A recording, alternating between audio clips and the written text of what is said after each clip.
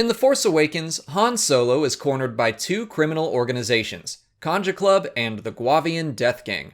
Normally rivals, the two groups work together to confront Solo about his double-dealing and swindling.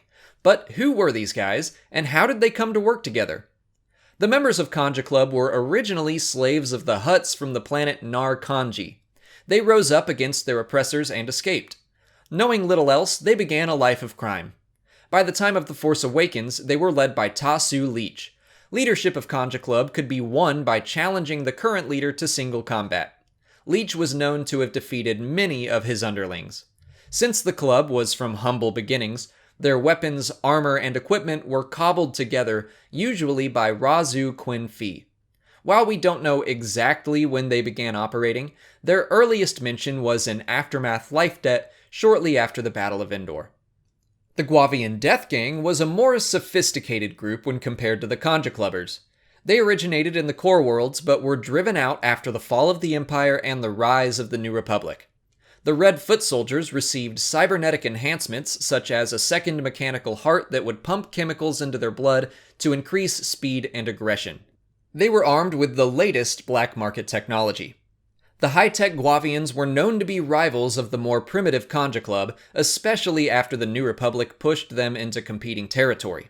So how is it that they came to work together? In the comic Poe Dameron No. 9, which takes place shortly before the events of The Force Awakens, Poe and C-3PO travel to the criminal world of Kadak in search of information on Supreme Leader Snoke. While there, 3PO reminisces about his similar adventures with Han Solo. He mentions a rumor he heard of Han borrowing money from the Guavian Death Gang to fund his smuggling. He says that within earshot of Kanjiklub, who had also loaned money to Han. The Kanjiklubbers then confront the Guavians, but before a fight could break out, Razu calms down both sides and points their aggression towards the man that cheated them both. From there, the two groups track down Solo's freighter, the Urvana. Even though they're both criminal organizations, it's kinda nice that even the most wretched hives of scum and villainy can learn to set aside their differences to achieve a common goal. That's it for today. If you haven't already, please like this video, subscribe to the channel, follow me on Twitter, Instagram, and Facebook, and consider checking out my Patreon page. As always, thanks for watching, and may the Force be with you.